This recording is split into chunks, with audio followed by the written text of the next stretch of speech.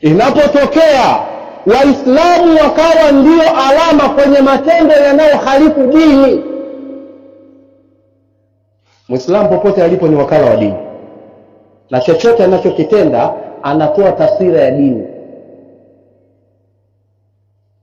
Kuwa mjumbe bora wa Uislamu popote pale ulipo. Ondosha madhahiri hizi za rushwa kwenye eneo lako la kazi, kwa sababu wewe umeamrishwa kuwa ni wakala wa dini, wewe ni alama ya dini. Ondosha madhahiri za tabarruj, mwanamke kwenda nusu uchi, kwa sababu akionekana Fatima, Aisha anakwenda uchi, anawakilisha dini yake kwa kwenda uchi. Ondosha madhahiri za maasi kwenye mitaa, hasa siku hii ya Eid.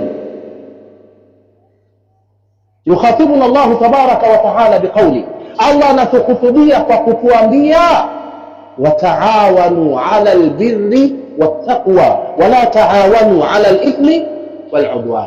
Hawa watu wanaoenea katika maasi siku zaidi, hawa watu hawatoki kwa baba zao na mama zao, hawatoki katika majumba ambayo kuna wasimamizi wao. Hivi wewe kwa kufunga kwako mwezi wa Ramadhani umekuwa ni aunan ala almaasi? Umemaliza Ramadhani wewe umekuwa ni msaada kwenda kwenye maasi? Hakuna maneno ya kusema tunabanana kwenye uhuru. Uhuru wa mtu ambaye yuko chini ya usimamizi wa babake na mamake, uhuru wake ni kukaa chini ya usimamizi wa nani? Halafu wewe uliopewa wilaya kusimamia mtoto wako, huyu ndio anakwenda kufanya fasadi kokobishi, huyu ndio ambaye anakwenda kufanya fasadi katika maeneo mbalimbali.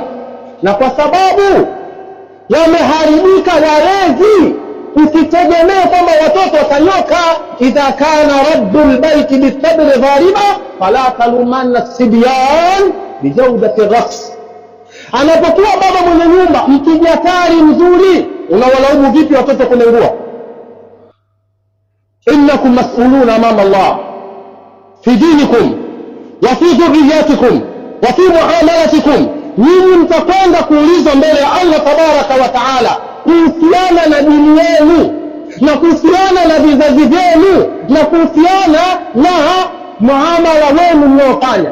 Thumma latus'alunna yawmaidhin 'anil na'im. Fanatajahazu aljawab, tujiandae na jawabu la maswali haya mbele ya Allah tabaraka wa taala. Nasallallahu tabaraka wa taala an yamunna alayna bil ilmi nafi' wal 'amali salih, innahu waliyyu dhalika wal qadir alayh. Thumma amma ba'd.